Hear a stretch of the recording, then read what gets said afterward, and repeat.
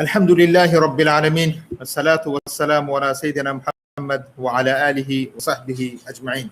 Dear brothers and sisters, Assalamu alaikum wa rahmatullahi ta'ala wa barakatuh. As always, we praise Allah subhanahu wa ta'ala. We ask Allah for His mercy, for His forgiveness, for His tawfiq. And we ask Allah subhanahu wa ta'ala for victory for the ummah of Muhammad sallallahu alayhi wa sallam. And we bear witness that there is no God but Allah, and that Muhammad sallallahu alayhi wa sallam is the last and the final messenger of Allah azza wa jalla. Dear brothers and sisters, we are all aware of the events, historical events taking place around the world, especially in Central Asia, and specifically in the subcontinent area, all the way with different things happening, all the way to Afghanistan. And in all of this, Islam is a major player. The Muslims are major players. The Muslim institutions have always played major roles in shaping the world and the historical events. And ulama and their students have always played a major role when it comes to shaping the events and shaping the historical events. Today, inshallah, we are going to talk to Sheikh Mufti Nadeem, bi'iznillahi ta'ala, Yasir Nadeem. Many of you are very well aware of who he is as a scholar, as a teacher, as an activist, as a vibrant speaker who speaks many different topics, both in India, spoken in Bangladesh, here, constantly teaching and speaking. Mufti Nadeem, as you know, he is the director of Darul Uloom Online, a lead teacher of the Institution of Islamic Education in Elgin. Also, Jamiatul Hasanain, Indiana, USA. He has been in many talk shows. He's author. He is, mashallah, the man has done it all. Today, inshallah, we are going to talk about, inshallah, the formation and the events and the historical events surrounding the formation of Deoband as a school, as a movement, and its ulama, bi'iznillahi ta'ala. And just a little bit background about Deoband. Deoband, it's a school of Islam, was founded in late half of the 19th century. It was part of the series of revivalist movements that were sweeping British India during the time after the 1857 revolt against the British colonialism. Just a little bit more on how, subhanallah, the reach of Deoband. From, let's say, in 1867, Darul Uloom was founded in the town of Deoband as one of the first major seminaries to impart training in Deoband Islam, and Deobandi Islam, or the Hanafi school.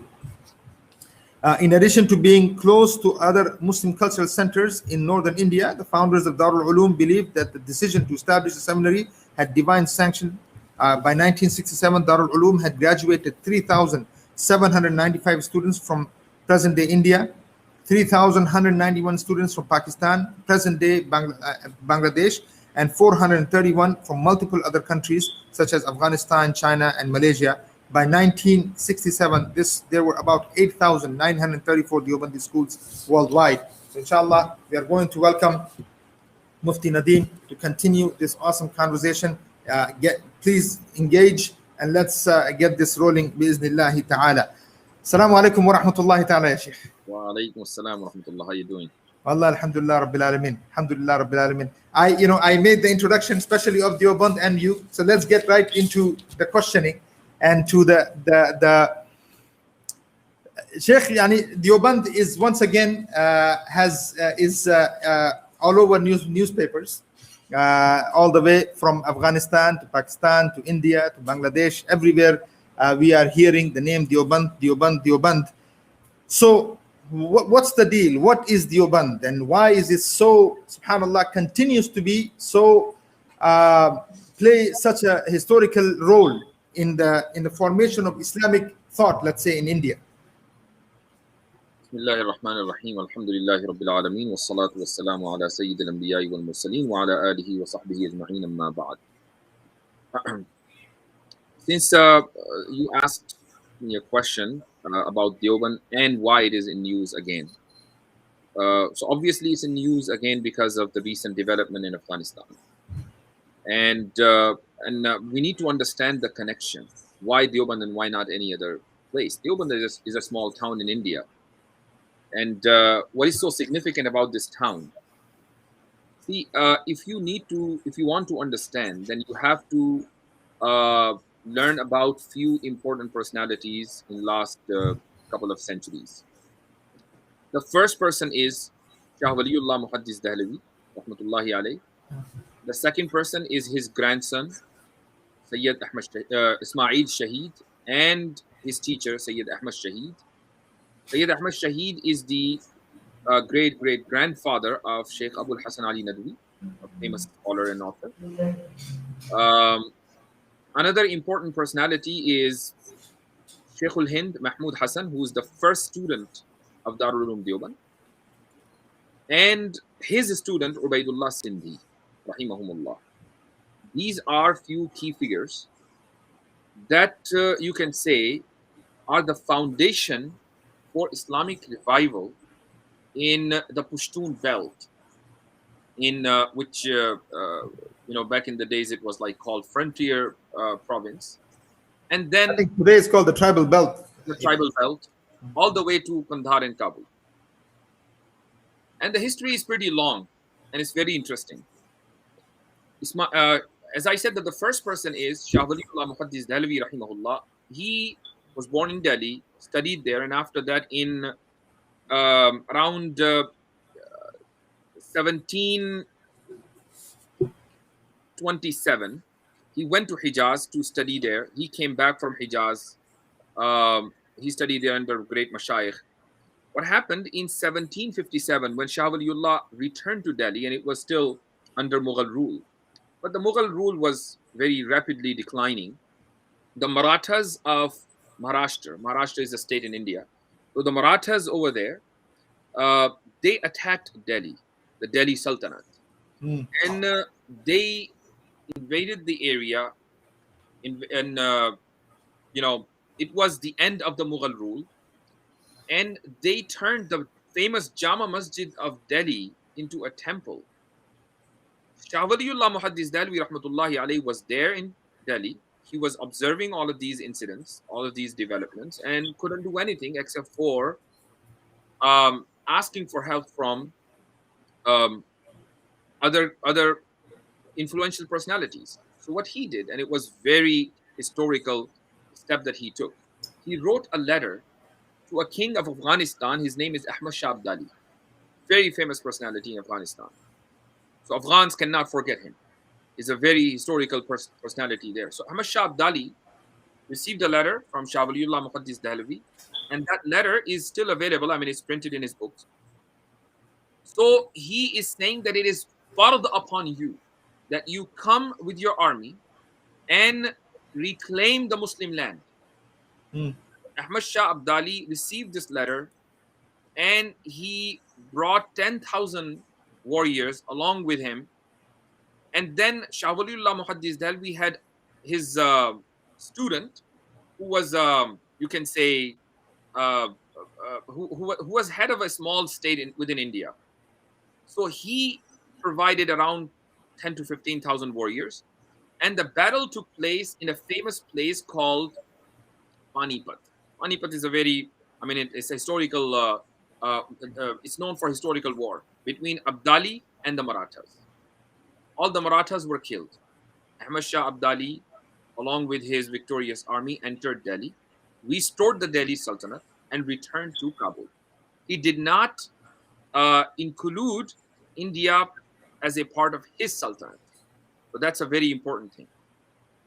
Now, Mughals were not able to do much after that. Shah Waliullah Muhaddis Dahlawi passed away. His son, Shah Abdul Aziz, became the lead teacher of the Madrassa that was established by Shah Waliullah. And by this time, the British regime took over India. Now they were in charge. They were in power. The last king, Bahadur Shah Zafar, was still there, but he couldn't do anything. Shah Abdul Aziz, in the year 1803, released a fatwa that India is now Darul Harb. And therefore Muslims are not allowed to cooperate with the British regime. So ulama took this fatwa seriously, and they started struggling. They started resistance against the British regime. And as a result of that, Shah Abdul Aziz Muhaddis Dehelvi Rahmatullahi alayhi's nephew, whose name is Ismail Shahid, I mentioned his name, and his teacher Sayyid Ahmad Shahid, these two individuals, they migrated from Delhi to the frontier province, which is now, or whether you call it Suba Sarhad or the Pashtun belt, tribal belt, they migrated there and they formed an Islamic government in 1827. The Amirul Mu'mineen of this government was Sayyid Ahmad Shahid, and the first minister of the government was Shah Ismail Shahid. And Sayyid Ahmad Shahid's nephew, who is the grandson of Shah Abdul Aziz Dehelvi, he was also a muhaddis. His name is Shah Ishaq. He remained in Delhi, and his job was to provide resources and do the recruitment for warriors so that they can join the movement which was initiated by Sayyid Ahmad Shahid and Shah Ismail Shahid, rahimahumullah. This government lasted for about 4 years. In 1831, they both were martyred by the local king. His name is the Sikh king. His name is Ranjit, Raja Ranjit. Anyways, after the fall of this government, they tried to revive it, his students and his followers, but it didn't really work. And then Shah Ishaq, who was in Delhi, he migrated to Makkah. All other people migrated to Makkah. And then the 1857 revolt took place. Very famous revolt. That's when, right before this time, some of the members of Sayyid Ahmad Shahid and Shah Ismail Shahid's government, such as Imdadullah Muhajir Makki, such as Shah Abdul Ghani, these individuals, they came back to India and they appointed, number one, Muhammad Qasim al-Nanotwi, number two, Rashid Ahmad Gangohi, and few others as the representative of the movement that is started by Shah Waliullah Muhaddis Dehelvi Rahmatullahi alayhi. The movement still continues. The people, the characters are changing. The movement is still alive. So the 1857 revolt took place, and the famous Battle of Shamli. Shamli is a small town close to Deoband. The Battle of Shamli took place. It was under the leadership of Muhammad Qasim al-Nanotwi, Haji Imdadullah Muhajir Makki. Hafiz Zamin Shahid was martyred there. Muslims lost the battle against the British regime. And for 6-7 years, next 6-7 years, the life was very difficult for them. Haji Imdadullah Muhajir Makki went back to Makkah. Muhammad Qasim al-Nanotwi rahimahullah stayed there. Rashid Ahmad Gangohi stayed there. And after their mashwara, they decided that, now armed resistance against the British regime is not possible. We do not have resources. We don't have people to help us, to support us. The Muslim landlords and wealthy class, they have already compromised with the British regime. So there is nothing we can do. Therefore, our focus should now shift to another important thing, and that is how, as an ummah, Muslim ummah, we can survive in the subcontinent. So they started focusing on education, and they wanted to continue. They wanted to keep the movement of Shah Waliullah rahmatullahi alayhi alive. So in 1866, revolt in India took place in 1857. In 1866, in Muharram, the month of Muharram al-Haram, 10th of Muharram, Darul Uloom Deoband in a small town established. And 6 months later, a madrasa in Saharanpur, which is now known as Mazahirul Uloom Saharanpur, established. In next 30 years, they had 50 unofficial branches of this madrasa around the country. And they kept it unofficial. It was part of their strategy. The strategy was that if we keep it official, that all of these are our branches. What if the British regime bans this madrasa? Then all the branches will be closed. So let's keep it unofficial. Every madrasa will maintain its autonomy. And at the same time, we are linked to each other through a course which is called Dars Nizami. So we all will teach the same stuff. So 30 madrasas within the 50 madrasas within the 30 years were established by the first group of the ulama of Deoband. Now, as I mentioned earlier, Sheikhul Hind Mahmud Hassan is the first student of Darul Uloom Deoband. He graduated from the madrasa. He became the lead teacher. And then in around 1914, he sent his student, Muhammad Ubaidullah Sindhi, who was a reverted Muslim and who graduated from Darul Uloom Deoband under his teacher, Sheikhul Hind. So Sheikhul Hind sent Ubaidullah Sindhi to the frontier province again.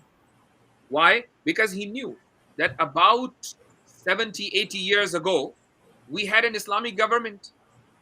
led by Sayyid Ahmad Shaheed, led by Shah Ismail Shaheed, as a result of the fatwa by Shah Abdul Aziz, rahmatullahi alayh, and it was a movement that was started by Shah Waliullah Muhaddis Dalwi. So we need to revive that movement. So Ubaidullah Sindhi goes to Frontier Province, and from there he goes to Kabul.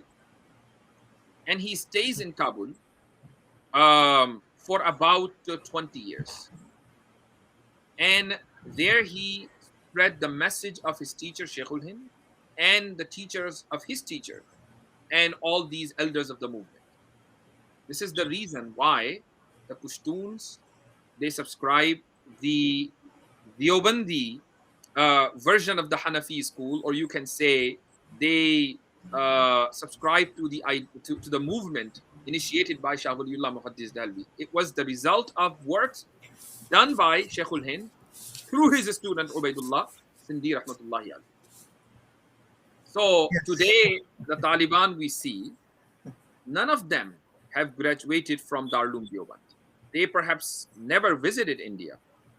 But, you know, these ulama, you know, one more graduate, let me mention his name. Maulana Abdul Haq, he graduated from Darul Uloom Deoband. He's the student of Sheikhul Hind. He came to Akora Khatak, which is close to Peshawar, and he established a madrasa. It's called Darul Uloom Haqqaniya. Famous madrasa. Yeah. Okay. His son is Maulana Sami'ul Haq. The one that was killed. Sami'ul Haq is considered the father of Taliban. Okay, you see the link? I mean, I do not understand that the link is very obvious. Not that Darul Uloom Deoband is sending some special instructions to them. Darul Uloom Deoband after 1947 has become a very you know, isolated in terms of politics. Okay, it has no interest in politics. It has no interest in leading that movement, which was started by Shah Waliullah Muhaddis Dalwi rahimahullah. It was a massive movement. So it focuses only on education and rectification of local Muslim problems. That's it. I mean, as far as I mean, look, there's a lot that was said. I mean, there's a lot of information there, but you know, as far as is it because of the formation of Pakistan? I mean, India gets divided. Muslims, you know, part of the Muslims move to Pakistan, and these things happen. Where is it the impact is not as much there because so many Muslims move to Pakistan, and then so it doesn't want to play that political role anymore? Or is this, or it says no, okay, we just want to play the role as far as teaching is concerned? I mean, as you know, the syllabus is the same. I mean, what was making? I guess what I'm asking is what was making the people the way they were? I mean, the kind of scholars it produces. Is it you know, Dars Nizami? What is it? Or is it the minds have changed or the needs have changed? It's not the syllabus.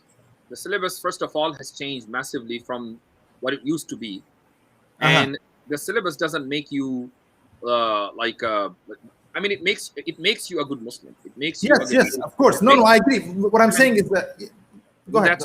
It doesn't make you anything else beside that. So you cannot you know, give any credit, whether a positive or negative, to the syllabus. Okay, why Muslims in India, or Darul Uloom Deoband particularly, doesn't play the same role that the ulama of Darul Uloom Deoband used to play before 1947, before independence, and way before than that?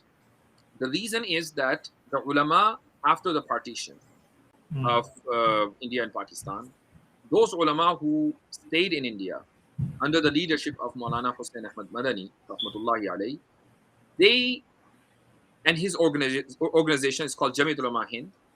They had some sort of treaty with the government. The treaty is that we will live in this country as mu'ahid. Mu'ahid is a pure Islamic term. Mu'ahid is that this is our home. This is our home. We follow the law of the land. You give us full liberty to practice our deen. Okay? And as long as that liberty is there for Muslims, we will continue practicing the law, and we will consider this country as our motherland, as our homeland, and we are the locals. So as a result of this treaty, they are the signatory of the first, in fact, Jamiat Ulama Hind was a member of the Constituent Assembly in 1947, it was representing all Muslims in India. So as a result of this treaty, Darul Uloom Deoband and the madrasas in India, they do not have any political role. So it is this background needs to be kept in mind. Whether you agree with it or you disagree, that's a different case. But this is the reality. This is what happened.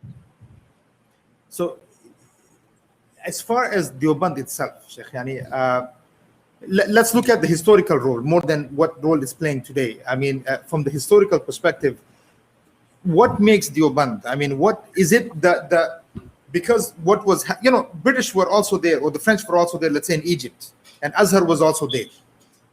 We have Azhar, and today we have Medina, for instance. But Deoband, no matter what, played a very interesting role that no other universities that we see, the major universities, that in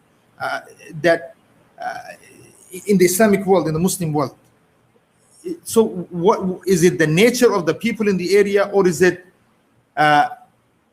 no, it's actually the difference between Azhar and Deoband, or Deoband and many other universities in the world, Muslim universities I'm talking about. They started as universities, as jami'at. Okay, the main purpose was, let's establish a jami'ah because we need to provide education to Muslims. Darul Uloom Deoband, it didn't start like that. It was in the beginning an extension of the movement that was started by Shah Waliullah Muhaddis Deobandi. But the methodology changed. Shah Waliullah Muhaddis Deoband's movement requires state support. So, for example, during the Mughal era, the Mughals would support, or Ahmad Shah Abdali supported him, things like that. It wasn't possible for these ulama to get the support from the governments because there was no Islamic government. So they completely relied on common Muslims and their donations. So that's how methodology changed. But it was an extension of Shah Waliullah Muhaddis Deoband's movement. Azhar didn't start as a movement, or Medina University didn't start as a movement, or Jamia Ummul Qura didn't start as a movement. That's what I'm saying. I mean, I'm saying the unique role as far as political activism, let's say, as far as the uniqueness of its being aware of what's happening to the Muslims, the British role in the region. This university, Deoband has, at least the name itself always brings back, for instance, 40,000 ulama killed. This is not a small number. That I don't think any region of the world can say that 40,000 ulama are killed in order to end a movement, let's say. And then it forms into something called Deoband later on, or the ulama that are. So this is, I guess I'm trying to figure out that, what makes these ulama so unique. Yeah, let me mention 4 points, which you will see in the works of Shah Waliullah Muhaddis Deobandi. If you can mention a book or two also, Sheikh, people, we can type that up. Right. So number 1 is Hujjatullah al-Baligha. Number 2 is Tafhimat Ilahiyya. So Hujjatullah al-Baligha. Yeah, 4 points. And these 4 points are called 4 irtifaqat. The first irtifaq, he focuses in how to make an Islamic civilization. How to make an Islamic civilization. That's first irtifaq. Second irtifaq, he talks about the economic and political stability within the Muslim Ummah. How you can have economic and political stability. That's the second irtifaq. The third irtifaq focuses on how to make a Muslim federal government. The fourth irtifaq focuses on how to have what type of relations this Muslim federal government will have with the rest of the world. International relations. Now think about this. A man in Delhi in mid 1700s, right, is talking about how to make an Islamic civilization, how to revive an Islamic civilization, how to bring in economic and political stability, how to make a federal government, and what will be its relation with the rest of the world. And then he starts a movement. He trains his students on the basis of these principles. So it's in the blood of those ulama who were part of this movement, especially before the independence, 1947. And that's why you see struggle upon struggle. Sometime, after every decade. So they would calm down. Then after a decade, they would again start because it was in their blood. They were reading these books. They knew that, you know, our sanad of hadith cannot go back to Rasulullah sallallahu alaihi wasallam without this man in the middle. Shah Waliullah Muhaddis Dalvi. He's that important. So because of that, Deoband started as a movement, not as a pure madrasa or an educational institute or as a jamia. So, Sheikh, this, you know, it's very interesting that you say, subhanAllah. I mean, can we name any other? Because, you know, of course, in recent times, we have other scholars that have discussed the issue of bringing back the Khilafah or the Islamic State. But, yani, he's talking, let's say, 1800s, beginning of 1800s. Was there any other scholar other than Shah Waliullah Dehlevi, rahmahullah, that was even thinking that now we may not have that the Islam or the Muslims might fall, and that we have to, in some sense, make an ijtihad on what happens if the Muslims do fall, and what we need to do in order to reorganize the Muslims? Well, are you saying nowadays? I mean, can we name? No, I'm saying, I'm saying that it seems like in that time you can't find anyone other than Shah Waliullah Muhaddis Dalvi. That's so true. And you know, you don't have so many people to start a movement. One person can initiate a massive movement that has a great impact over history. So one person is enough, and he was there. However, after several, in fact, after 100 years, more than 100 years, Muhammad Qasim al-Nanoti, who's the founder of Darul Uloom Deoband, after he established Darul Uloom Deoband in 1866, in 1872, just 6 years later, Khilafah Osmaniya was involved in a Vulcan battle, and it was running out of funds. So Muhammad Qasim Nanotwi rahimahullah collected funds in India, in Darul Uloom Deoband, and sent those funds to Khilafah Osmaniya, Istanbul, Turkey. Yeah. And he received from the Prime Minister of Khilafah Osmaniya, his name is Ibrahim Adham.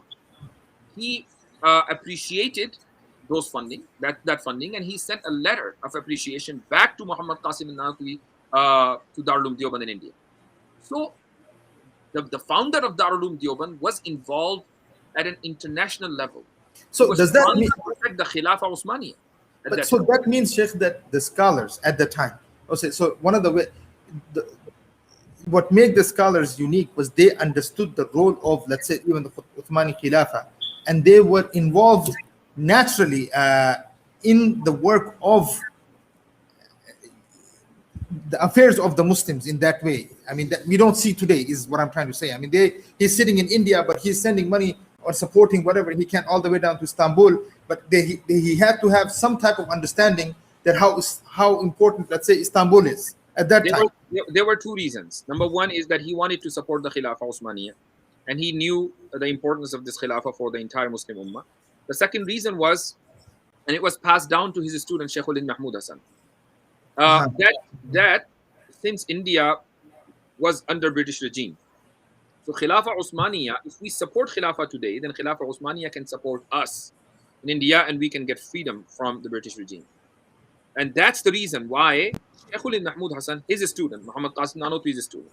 In mid-1910, like around 1914, 1915, he sent Muhammad Ubaidullah Sindhi to Kabul, and he himself, Sheikhul Hind, went to Hijaz to meet the governor of Hijaz representing the Khilafah Osmaniya.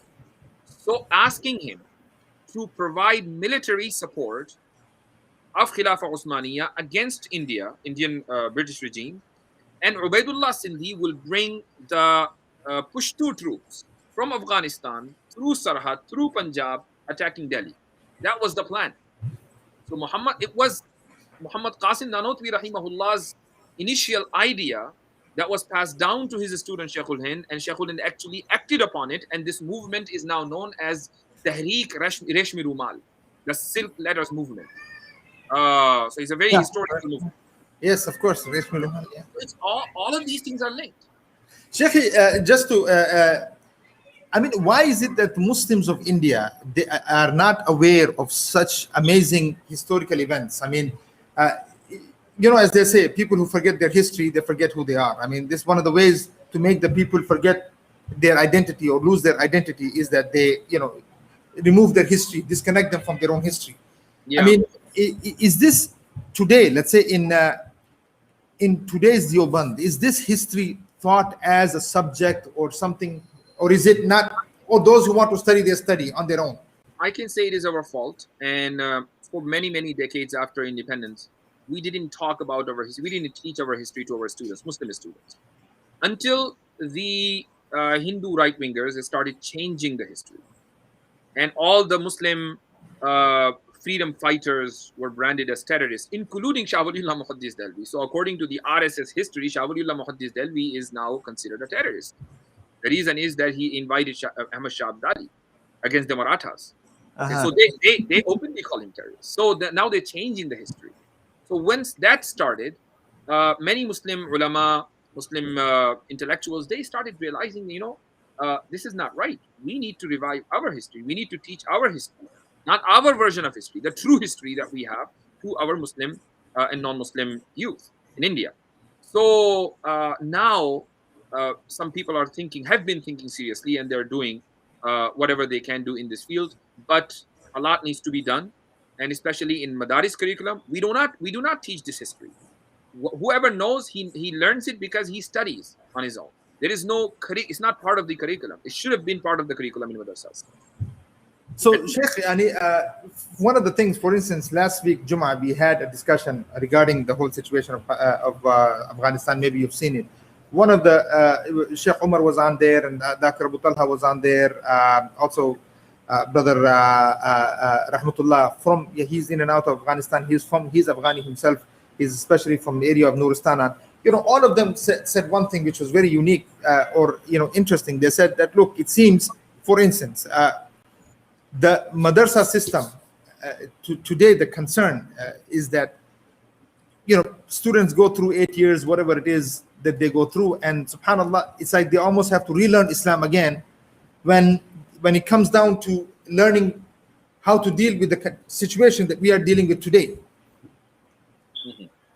So how do we reconcile? I mean, I guess one of the answers you gave was we need to reteach the history. Actually, if madrasas around the world just focus on... I'm asking you to play the role of Shah Waliullah Dehlvi now. That's what I was going to say. If they just simply focus on some of the teachings of Shah Waliullah Muhaddis Dehlvi rahimahullah, and they start introducing his discourses to the madrasa students, and not only madrasa students, to all Muslims around the world, that would be a very big positive change. So, and all out. So this is to start studying Shah Waliullah Dehlvi. Start studying Shah Waliullah Dehlvi. As so as who he is as a scholar and his work. His as a scholar, he was like he was all rounder. So he was a muhaddis, he was a faqih, he was a mufassir. He's the first person who translated Quran, in a Muslim world. First person. I think in Farsi, no? The first time was, Farsi. So for several centuries, there was a discussion whether translation of Quran into a different language was halal or haram. So he just took this step and he did it. He didn't care about all the fatawas. So he was like an all-rounder. And he also had his political thoughts. So his political thoughts need to be studied today, and people need to be made aware of what and how he was leading a movement against many right-wingers, Hindu governments, and at the same time the rising British regime. Sheikh, now if you look at, because you're mentioning right-wingers and all of this, so I guess since just the declaration of Taliban taking over Afghanistan, although we understand there is no connection, but even right away, it seems like some of the scholars were arrested just for saying, United States lost. In India, are you talking about? Yeah, I mean, FIRs were right against some of the ulama. I mean, are we as ulama, let's say as students of knowledge, we're not even supposed to say that? I mean, how does this? I mean, look, I understand that we as Deoband can say that obviously they don't play a role, meaning they're disconnect. There is obvious disconnect, but well, I'm not aware. I'm not aware of any arrest that took place of any ulama. However, there were several media trials. So media channels that started, Uh-huh. they had their shows against some of these prominent scholars in India. That how come, and even till today, till yesterday, an Indian movie actor, Muslim movie actor, Oh, Nasruddin Shah, it seems. yes, Nasiruddin Shah, he released a video. Yeah. It's a 50, 56 minutes long video, but he is like really angry on some of the Muslims in India who are happy that, the Muslims in Afghanistan, they reclaim their land. And he was saying that, what's wrong with you Muslims? You need to follow the Indian Islam. I don't know what does he mean by Indian Islam. This is But the question. I was going to come down to this. I mean, but go on, go on. right. So the point is that media trial is there. The liberals, the leftists, they are already very upset around the world that how can a country now again will impose the Sharia law, because Sharia law has become equal to barbaric law according to them, and they do. All these liberals don't want to compromise with their own principles, but they want rest of the world to compromise with their principles. So that's the hypocrisy right there. So all the liberals, all the left wingers, all the right wingers, they are now today on the same page because of the situation developed in Pakistan. So those Muslims, some Muslim figures, and Ammatun Nas, laymen, if they were expressing their happiness, or not even happiness, they were saying that people of Afghanistan are now able to be able to reclaim their land. They are now free after 20 years. The people in India didn't really like it. And why? Many reasons. One of the reasons is that India has a history of supporting the Northern Alliance. So India is the biggest supporter of Northern Alliance. Not when Taliban were in power last time, 20 years ago, India didn't support them. It had no ties with them. It had no communication with them. It had full support to Northern Alliance.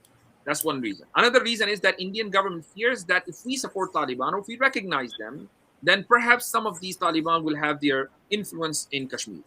They don't want to have any problem there. So all these, this type of fear is there. It is possible, they might have legitimate fear. I'm not saying it is legitimate, but from their perspective, they might have.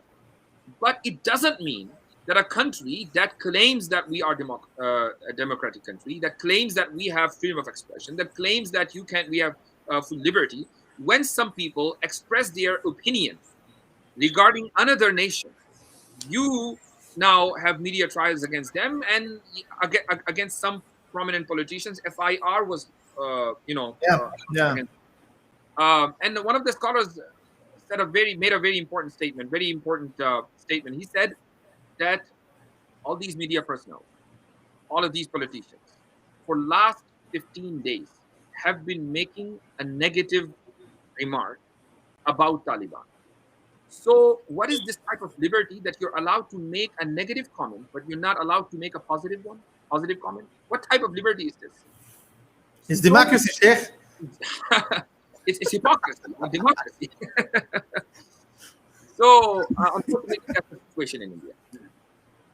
So here now let's go to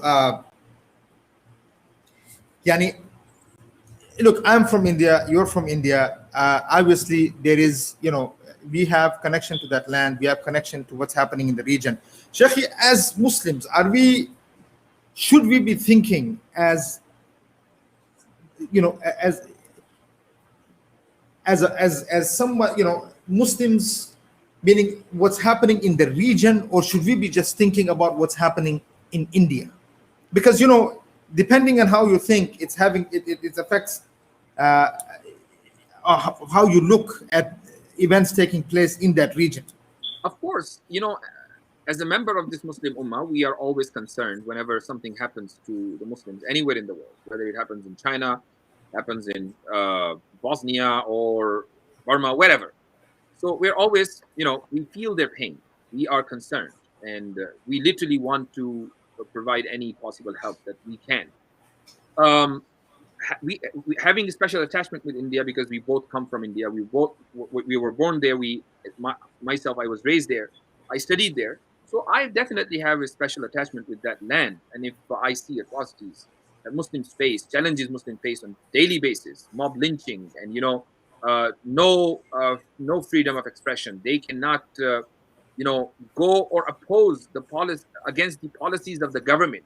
and opposing government is considered opposing the country.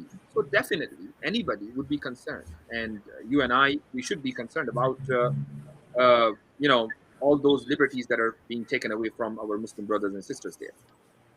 Just another question regarding even the imara. I mean, Islamically, you know, what is an imara? How should a Muslim, as a scholar, I mean, how do we look at what imara is? What is an imara? What is the legitimacy of an imara? See, imara is a section of khilafah. For example, Sayyidina Muawiyah radiyallahu anhu, during the time of Ali ibn Abi Talib, during the time of Uthman ibn Affan radiyallahu anhu, when Uthman ibn Affan radiyallahu anhu was Amir al-Mu'mineen, Amir Muawiyah was not Amir al-Mu'mineen, he was Amir al-Sham. He had imara. The governor. Right? He was the governor. He had imara under khilafah. So there was imara of Iraq, there was imara of Egypt, imara of Hijaz, imara of Sham, 4 imarats under the khilafah. Then when Muawiyah radiyallahu anhu became khalifa after Hassan radiyallahu anhu passed away, and there was a treaty between Hassan radiyallahu anhu and Muawiyah radiyallahu anhu that he become the khalifa first after you. Hassan radiyallahu anhu will become the next khalifa, but Hassan radiyallahu anhu passed away before Muawiyah radiyallahu anhu, and then Muawiyah became the khalifa radiyallahu anhu. So he became now Khalifatul Muslimin and Amirul Mu'mineen. He was no longer Amirul Sham. But Sheikh, isn't that different though? I mean, you're talking, because is it wilaya or is it imara? Because I mean, imara means you have independent authority. See, but wilaya means he is under the khilafah, but not the imara. This is what Shah Waliullah Muhaddis Dehelvi writes in the 3rd irtifaq, that how to make a federal government. That federal government will have its autonomy, definitely, but all these small states, Muslim states, will have their own autonomy. They can have their currencies. They can have their. They don't have their foreign policy, their own foreign policy. Okay, and they will have to give bay'ah to one leadership. But back in the days, during the time of Abbasi Khilafah, let me tell you one example. I was teaching Hidayah today, and we came across an example that in Mawara al-Nahar, the Transoxiana area, they had a special currency. It was a dirham, but it was called Adali dirham. What does it mean? Why they had different dirham? Well, it was a local dirham, local currency. So in Farghana, they had their own dirham. In in Bukhara, they had their own dirham. So these small imarat and states had their own currency. Their full autonomy was there. But the foreign policy will be decided by the Khilafah. So that's the federal system, Islamic federal system. And this is what Shah Waliullah Muhaddis Dehelvi rahimahullah was promoting. So a system, although others are under him as far as foreign policy is concerned, meaning they have to go with what the Khalifa is saying, although their economy can be independent. That's right. Okay. Their economy can be independent. Many other things can be independent, but the law will be the Quran and Sunnah. The constitution will be the Quran and Sunnah. So, but in this case now here in Afghanistan, when they say imara, I mean, the structure is that you have, what is the structure? Same structure as the Khilafah structure? See, the structure is not laid out. There's no government yet. And we don't know what will be the structure. And no, I'm saying from Islamic perspective, is there a structure given to imara, meaning? See, that's the thing. What are their plans in the future? Allahu Alam. All right. They are saying that we will not be interfering in other countries. Right. No, I understand. I mean, yeah. But I know what you're trying to say. Are you saying that can we say that this is a pure Islamic government? No, I'm not even saying that. I'm saying that imara, because I was reading this thing where Ibn Kathir rahmallah, he says that the difference here is that the imara, it can be taken by force, and he would be considered an amir. He's an amir, but a khalifa khilafah cannot be declared by force, and it has to be bay'ah has to be given, and it has to be by Ahlul Halli wal Aqd. Well, so I mean, that's how he describes it, because in this case, but he does legitimize imara, saying as long, even if it's, as long as they implement the Quran and Sunnah, although it can be taken by force. So I'm saying, let's say, but he doesn't describe a system that we can say, okay, this is. The difference is that the Khalifa is there, and then he is establishing new imara. So that imara can be taken by force, because you have a, okay. Have a main main I mean, leaders. a new land. A new land. You can say that. A new land. Okay. But there has to be a reason behind that too. That can be Ibn Kathir Rahimahullah's personal opinion. No war is permissible in Islam until and unless there is a legitimate reason. Okay, and that legitimate reason is that, for instance, this enemy land is preparing troops against the Khilafah. So this is like a defensive offense. So you go there and take care of them. This is a new term, defensive offense. Yes, this is the defensive offense. You go I'll there. go with offensive defense. No, it's okay. No, both ways. I'll take it the way you like. But I understand it. Okay. Offensive defense. All right. But I like the terminology, defensive offense. Go ahead.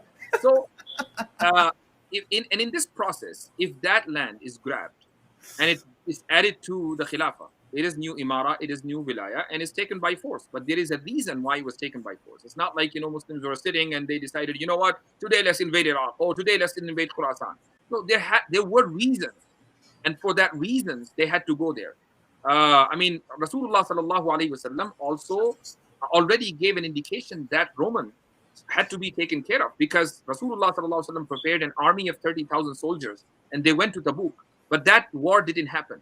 Sahaba radiyallahu anhum understood by that war that, that moment will come when the Romans will come back and attack the Islamic government in Medina. And therefore, this empire has to be taken care of. So during the time of Umar ibn Khattab radiyallahu anhu, and later on during the time of Uthman ibn Affan radiyallahu anhu, and afterwards during the time of Amir Muawiyah radiyallahu anhu, Muslims were, they remembered this guideline of Rasulullah sallallahu alaihi wasallam, and they actually invaded the Roman areas. So again, if they didn't do it, the Romans would attack. So there is a reason why Khilafah or Muslim government attacks other neighboring countries. If there is no reason, Rasulullah sallallahu alaihi wasallam said, giving instructions to his companions, "Utrukul atraka ma tarakukum." That Atrak, the Turks, who are Turks, like China, Mongolia, this entire region, "Utrukuhum," leave them as long as they leave you. I mean, you don't have to go all the way there because they're not bothering you. And for the next several centuries, until 552 after Hijrah, these Turks didn't say a word against the Islamic land. And then in 552, they invaded Iraq. So, but throughout this time, Rasulullah sallallahu alaihi wasallam's clear guidelines was, as long as they're not saying anything, you don't say anything to them. So, but let me ask you this, Sheikh. So let's say if you go to that historical point there, I'm not discussing the hadith. I mean, the Prophet ﷺ said this, I know, but if the Muslims were to attack, let's say, that area, would we have stopped the onslaught of the Mongols if we were, let's say, defensive offense here? Yeah, of course. If you go back in history, it was, and suppose the Khilafah had learned that the Mongols were preparing an army to invade Iraq, to invade the Islamic land, then the Khilafah, that's what I'm saying. I'm saying, look, being aware. Rasulullah, for instance, he said that don't get bit by the same hole twice. For instance, so many things. I mean, so in many ways, what you're saying that the Muslims in general don't have to be constantly aware of what is happening, so that you don't get bit, but you have to always be ready that you have to, obviously, any country, for its survival, it is important that militarily it has to be ready for any defense. No country will survive if it doesn't have army and if it doesn't have intelligence. And when we say intelligence report, we're not talking about internal intelligence, but also external. What's going on in neighboring countries? What's happening in other countries? What are they planning about us? So Khalifa of that time, he's the last Abbasi Khalifa. It was his responsibility, but unfortunately he was busy in watching dance and drinking. So it was his responsibility to take care of this fitna of Mongols, the Tatars, before they had arrived to Baghdad. But he didn't hear about it, and Baghdad was under attack. So it was a government's responsibility. But even it seems like even at that time, it's funny that you mentioned that, because it seems like even at that time, it was Khwarizm that was taking the hit of the Mongols before they came to Baghdad. Indeed. So Khwarizm were hit and they were conquered. After that, Baghdad, and Khalifa didn't do anything until they reached Baghdad. And still he was, once they entered Baghdad. Sheikh, looking at this situation, I mean, let's a little bit analysis here from your end. I just want to see how you're thinking about this. Looking at the past, or what Baghdad did, what happened. Baghdad gets sacked because they are Even though from what I read is that Khwarizm was sending letters saying that, look, you need to help us. If not, you will be next. They did not answer, and they said, oh, you want to be independent, so this is what we'll do with you, things like that. And then Khwarizm, he fights till the last end, and then he goes to India to resist Mongols again. But do you think the Muslims today in let's say in Iraq, in Baghdad, and in Cairo, and all these areas, do you think they are looking at this is happening from that historical lens, or are they not even thinking about what's happening? Well, without a leadership, it is not permissible. There has to be a leadership first. A leadership that is a legitimate leadership. Okay? So, I mean, guerrilla war, for example. No. I'm saying what's taking place right now with Afghanistan. Do you think, keeping the historical events in mind, past all of this, do you think the Muslims of that area, are they thinking about what steps they should be taking, looking at what's happening in Central Asia or Afghanistan? So you're saying that are they thinking that we should have taken the same steps that were taken by these people? Yes. I mean, has this become an example, or has this become a, let's say, even... See, the issue in Afghanistan is totally different. These people are completely, like, their DNA is different. Okay, they do not submit to a foreign invasion. For them, there is no defensive offense. It's just offense, Sheikh. It's just offense. It's a graveyard. It's a graveyard of all empires. So starting from 1919, then 1989, then 2021. I mean, in 1990, 102 years, they like defeated 3 superpowers. Yeah. It's an amazing. I mean, it's a historical thing. No other country or no other group of people has this. In their history. So obviously their example is so unique, and one thing that we should all learn a lesson from them, that we should never submit to any power that is trying to enslave us. All right, we should not compromise with our basic values, just like these people didn't compromise their basic value. Suppose they have no education, they don't have any infrastructure, they don't have any healthcare system, but their basic value is that we're not gonna be living our life under a foreign rule. That's their basic value. They didn't compromise with it, and that's how they lived all their life for several hundred years. Even Muslims, when they invaded Afghanistan during the time of Sahaba and during the time of Tabi'een, it took Muslims more than 150 years to take over this region. It wasn't that easy.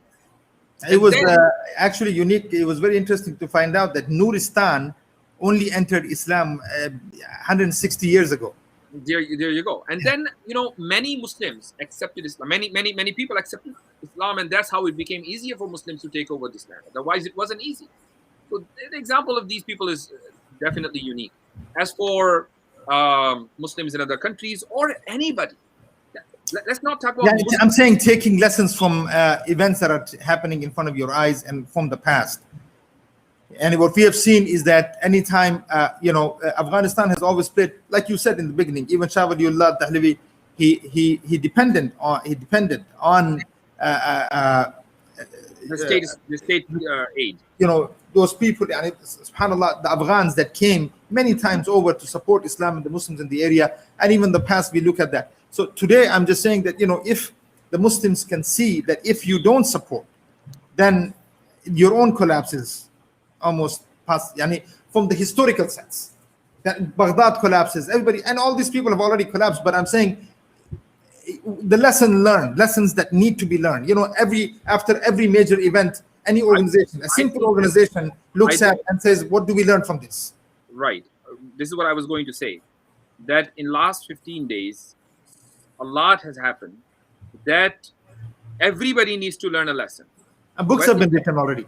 Right. I didn't know that. Yes. So it doesn't matter which camp you belong to and what do you think about who defeated and who won. A lot of people are celebrating in America, for example, that we did a great job. And, a lot of people are celebrating in Afghanistan that we defeated America. So it doesn't matter which side you are. Okay. A lot of lessons need to be learned. And people will continue learning lessons from this historical incident that took place in the last 15 years. Last few questions, Sheikh. Is there any question? There's one question, two questions that came in. I have my own, but it says, does a person need to go to India to be called a Deoband or a student or a graduate? No. See, again, when we say Darul Uloom Deoband, Darul Uloom Deoband is a name in Madrassa, which is situated in Deoband, northwest of Delhi. But when we say the Deoband movement is not limited to Darul Uloom Deoband. Okay, the movement is everywhere. It's pretty much all over the world.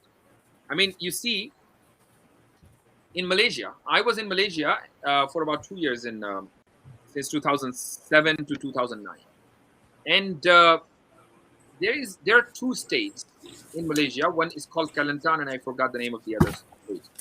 So the ruling party of these two states is called PAS, or PAS Party. Perhaps that's the name. So the leadership of this party, his name is Nick Razi, passed away a few years ago. He graduated from Darul Uloom Deoband, and he went back to Malaysia, established a political party, and his aim was that I will become part of the political system in this country, and slowly we will have more and more states, and after that we will change the constitution, and the constitution will be on the basis of Quran and Sunnah. That hasn't happened yet, but that was the goal. Okay, so that's a different case whether you agree with his, with the step he took, or you disagree. That's a different case. But look at the intention, that a person from Darul Uloom Deoband goes to Malaysia and he starts political activism. So Deoband is everywhere, and this is what makes. Let me ask you one more question. Actually, what I wanted to understand. For instance, you've taught a lot of students. You have obviously you are from Deoband yourself. You've lived there. Deoband is your life, and I'm sure you've seen a lot of the students that come and go have made many important things happen. What makes, because see, there's a lot of students who are watching this. There's a lot of youth that are watching this, and I want a lot of you to watch this. So, what makes those students unique? What is it that you see in those students that they make? Whether we agree with their methodology is not the discussion, but what is it that those students, they come in, they study this, and then they go back and they say, we need to make changes? What kind of students are those? What characteristics do they have? Majority of the students nowadays, especially those who are studying in madrasas that are in democratic countries such as India or Bangladesh, or even if they are Muslim countries. I'm not talking about non-Muslim countries, even Muslim countries. Their aim is one, where we will not be politically active, and our focus will be to preserve these Islamic sciences and to teach, pass it down to the next generation. That's the only aim.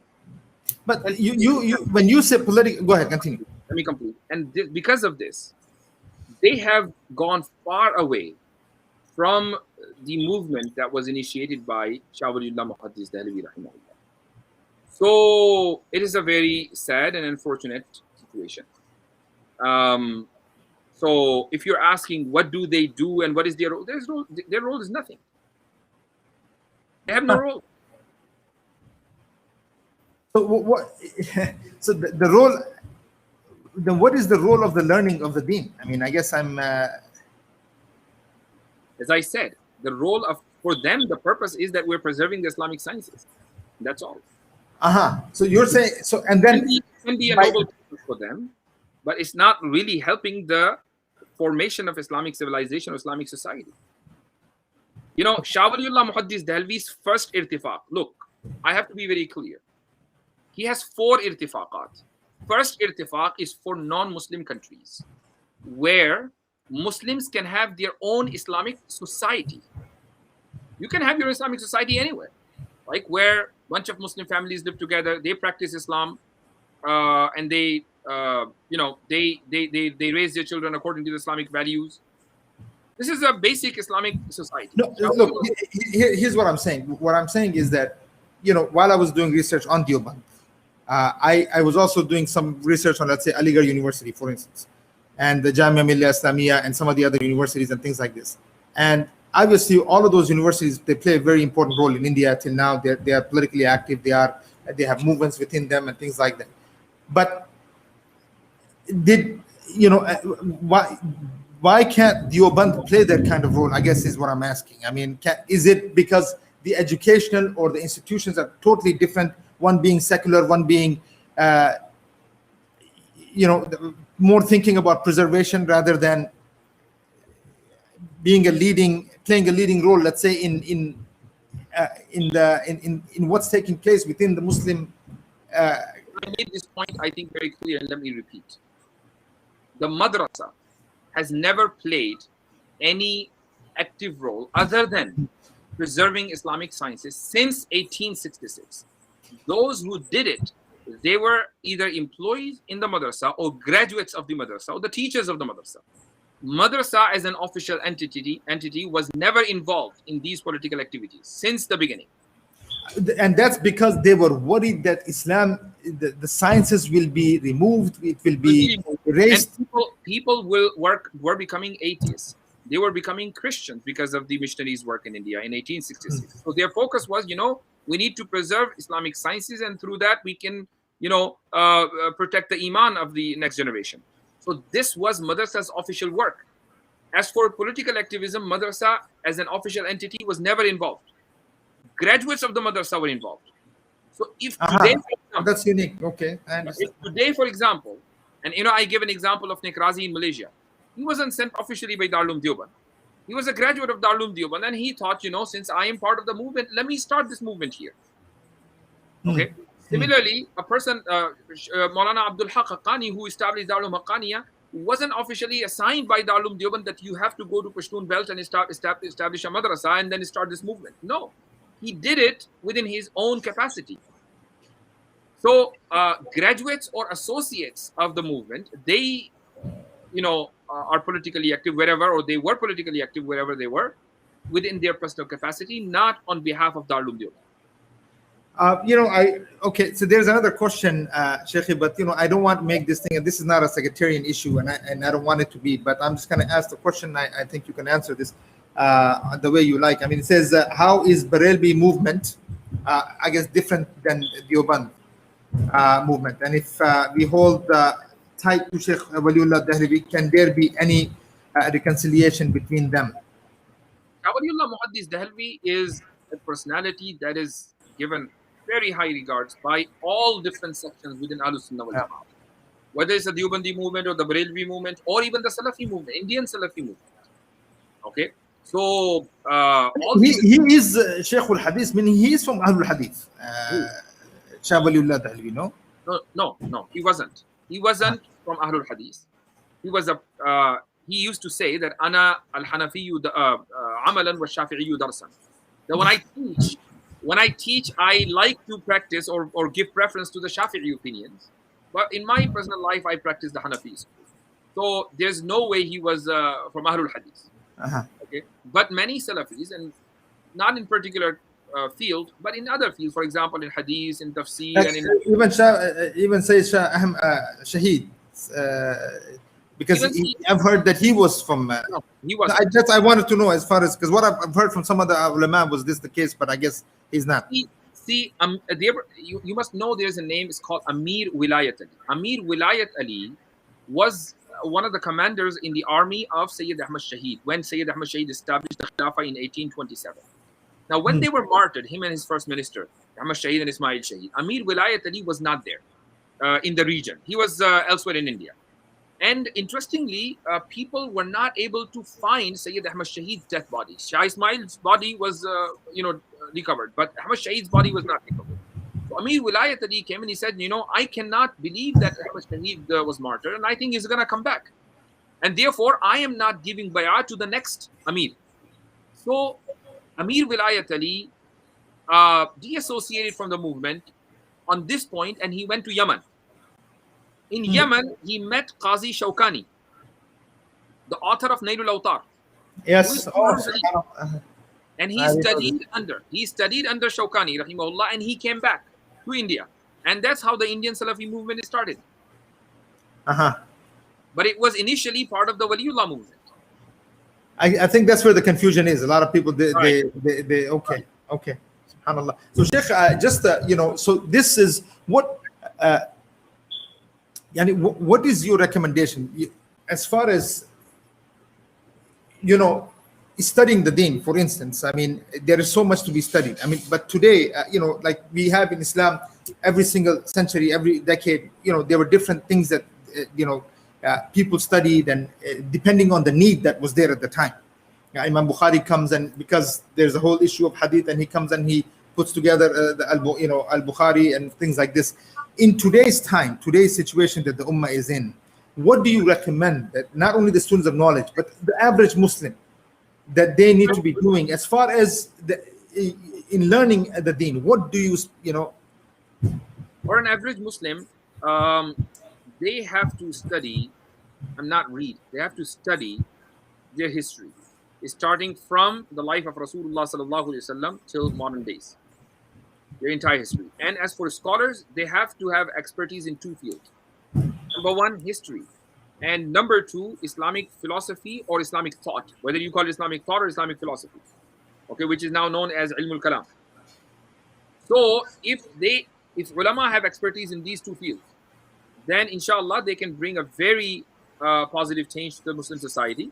Because the ummah, as an ummah, we have a challenge, but as a group, a subgroup within the ummah, for example, American Muslim community, the British Muslim community, the Canadian Muslim community, we all have our regional and personalized challenges, and we need to overcome these personalized challenges. And as I always say, that one of those main challenges is the fitna of irtidad. Okay, that needs to be tackled before anything else. I mean, if you cannot safeguard, if you cannot protect your own youth, and you cannot protect their iman, then what's the point of thinking big? What about Afghanistan, and what about Iraq? Well, what about students in Chicago? What about Muslims on Deoband Street?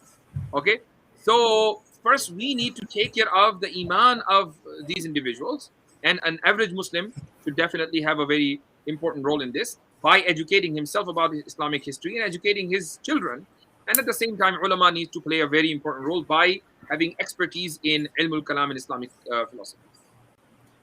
Alhamdulillah Rabbil Alameen. Wallah, Jazakallah khair. There is a lot. I actually wanted to discuss a little bit more about some of the personalities, like Anwar Shah Kashmiri and things like this, but maybe we'll do this next time. But go Let ahead. me add something. And inshallah, you will not find this anywhere. What I'm going to say, you will not find it anywhere in any book about Deoband's history. We have so far, from the beginning of Darul Uloom Deoband, 5 tabaqat of ulama, 5 layers of scholars. Okay, in the first layer, I'm going to mention lots of names, but some of these names are very familiar.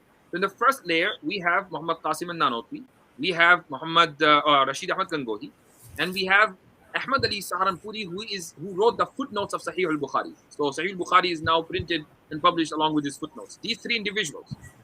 In the second tabaqa, or the second layer, we have Sheikhul Mahmud Hassan Gangohi, and we have Khalil Ahmad Saharanpuri, who is the teacher of Sheikh Zakaria, Khalil Ahmad Saharanpuri. Then in the Zakaria, the one who started Tabligh Jama'ah. Who wrote books for Tabligh Jamaat. He didn't start the Tabligh Jamaat. But his teacher, Khalil Sheikh Ilyas, is the one who started. Right. In the third layer comes Sheikh Ilyas, who started the Tabligh Jamaat. I mean, Sheikh, again, you see, another movement comes about from the same. Another movement, exactly. Yeah, so, this is the amazing part about Deoband. I mean, of course, I would love to. I mean, I will have discussion about the different movements across the Muslim world. Yes. But again, meaning very aware Muslims were actually built is what I'm saying from this movement and from the ulama of this movement, which somehow today I don't see, maybe from you or maybe others, but as in general, and something that inshallah I hope you give that as an advice. But please continue. I want that advice at the end, please. So I was saying that in the third layer or the third tabaqa, we have Muhammad Ilyas, we have Thanvi, we have Madani, we have Allama Anwar Shah Kashmiri. We have Shabbir Ahmad Usmani, is one of the founders of Pakistan. Okay, and in the fourth tabaqa, now we have Mufti Shafi Usmani, who's the father of Mufti Taqi Usmani. He is the first the Grand Mufti of Pakistan. We have Maulana Zakaria. We have Qari Muhammad Tayyib, who's the longest serving president of Darul Uloom Deoband. And in the fifth tabaqa comes our teachers, who are mostly, if they are alive, they are in their 70s and 80s. They are in the fifth layer. They're still alive. They're the students of either Madani, or they're the students of Qari Tayyib, or they're the students of Mufti Shafi. These people are alive. As an example, Mufti Taqi Usmani in Pakistan belongs to the fifth layer. Okay, so these layers, if you understand these names and if you are familiar with these names, you can easily understand how these are linked with one another. So no, but of course, there's a, as I said, each person that you mentioned has done something amazingly and unique. Their books are all over the world. They are, even their statements till today shake hearts and minds of the people constantly. I mean, people are looking to, especially actually the whole Muslim world. Just one more question. Darul Nadwa. I mean, what is the difference here? I'm trying to figure out just some of the differences between Darul Nadwa here as far as the schooling is concerned. No, it's not. Imam Nadawi played an amazing role, for instance. That's why I'm asking. Yeah, it's not Darul Nadwa. It's called Nadwatul Ulama. Nadwatul Ulama, yes. It's called Nadwatul Ulama. Darul Uloom, Nadwatul Ulama. It was established for the purpose of reviving Islamic sciences in trying to, with the aim of harmonizing between traditional sciences and modern sciences. That was the main purpose. So they were thinking, the ulama of Darul Uloom, Nadwatul Ulama, were thinking that, you know, these madaris after the revolt, 1857 revolt, were established, several of them, but they're still teaching the curriculum that was like designed 200 years ago, 300 years ago, and perhaps it's not going to serve the purpose. And the only thing it will produce some imams and some muezzins, and that's it. So this is what they were thinking, and therefore they started a new madrasa with the aim that we should teach our students modern Arabic, we should teach our students English language, we should teach our students modern science, and at the same time we should teach our students traditional sciences, so that we can have our students who are trained in both fields. And that's how they can do much better. They can lead better this ummah, better than those people who are trained only in one stream, which is the traditional sciences. So that was the plan, and with this intention, they established Darul Uloom Nadwatul Ulama. Inshallah, final, what advice would you give to the scholars of today? Today, in knowing what you have said throughout the last hour and a half, what advice do you want to give as a scholar, as a mufti, to the scholars here in the West, here, and also for the rest of the world? But mostly here is what I want to know here. Our very important question, and inshallah, one thing I would like to remind myself and everyone, especially those who are associated to madrasas, and they are known because of their association to ilm. And that is that after the Taliban event, development in Afghanistan, the whole world is not only talking about Deoband, they're talking about Sharia. What is Sharia? What is Sharia law? Right? And the Sharia law is being declared equivalent to barbaric law or some barbarism or something like that. I want to see ulama coming out defending the Sharia law. When you logically and rationally interpret Sharia or present the Sharia, when you talk about you refute those left wingers who cannot compromise with their values, and who think that even invading a country for the sake of implementing our values is okay, and they justify these types of invasions and killings. So I want to see ulama speaking up in defense of the Sharia, in defense of the Quran and Sunnah, and letting the world know that it is not barbaric. Yes, it may not be as modern as you think that it's supposed to be. So what? We don't believe in modernity. We always want to go back to the time of Rasulullah sallallahu alaihi wasallam, and that's our pride. Alhamdulillah. Jazakallah khair, Shaykh. Jazakallah khair for your time. Wallahi, I mean, this can go until Fajr, because wallahi, there's so much to learn. And I think, especially as you said, with the events taking place across the world, even believe me, the discussion that we are having here, it's being heard in many parts of the world, and especially ulama such as you, scholars such as you, who are coming out and saying the kind of words that they're saying. It makes a big deal, and it is a big, not only big deal, but it forces other. It gives backing to many of those who are saying the same things that you're saying, but they may not have they may not be muftis and ulama. But when the righteous ulama, they speak, it does bring, it gives backing to the righteousness and to the righteous. So may Allah subhanahu wa ta'ala protect and preserve you, Shaykhi, and may Allah azza wa jal continue to use you for the benefit of this ummah, inshallah. And may Allah subhanahu wa ta'ala continue to raise your status in the dunya and the akhirah. Jazakallah khair wallah. Brothers and sisters, again, an amazing discussion. Please follow up, listen to it. If you did not, listen with your families. This is, of course, Mufti Nadeem is also the head of the Darul Uloom online. You can actually go and you can enroll in these programs. We are talking about how Muslims need to learn their history, Muslims need to learn Arabic, Muslims need to engage themselves, and they need to really immerse themselves in the Islamic sciences. We give so much importance to learning so many other things, whether it is medicine or technology or engineering or business. Not that those things are not important; those are important. But what will you do if the knowledge, the guidance that we need in order to live our lives, and at the end of the day, actually become successful not only in the dunya but also in the akhirah, which is the real deal. So again, Jazakumullahu khairan for attending. And tomorrow, we have some amazing events coming up. Tomorrow we have the importance of history. As someone who is only, I think, how old is Umair? 12 years old? 12-year-old. Tomorrow, inshallah, he will be on live. He will be talking about the importance of history. And then Sunday, we will have Brother Abdul Mukhit and Abu Ata, who will be here, and we will be continuing the discussion on the subcontinent.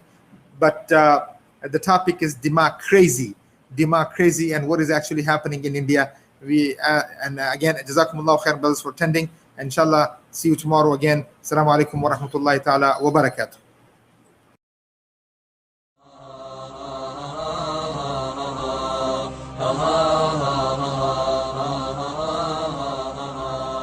أخي أنت حر وراء السدود، أخي أنت حر بتلك القيود. إذا كنت بالله مستعصما فماذا يضيرك كيد العبيد، فماذا يضيرك كيد العبيد.